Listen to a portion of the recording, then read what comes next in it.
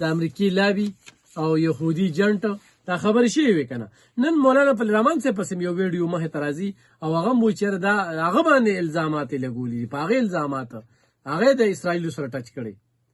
بیا د هغې باوجود چې کله د مفادو خبر راشي نو هغه مولانا صاحب درته ځه راځه وي هغه باورچي هم ستړی شو او هغه ټولو نومونه یې زده کړي او خبرې اترې بیا چې کوم دی نو هغه کولي.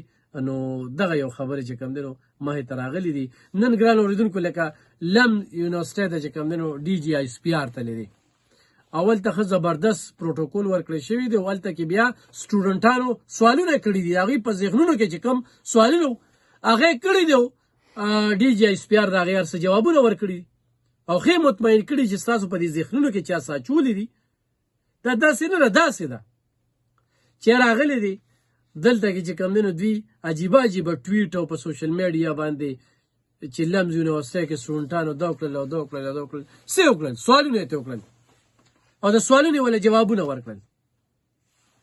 نو دا ټولې هغه خبرې دي چې دا خبرې مخې ته یې ښودل دي. ګران اورېدونکو راځو به لوکل دغه ته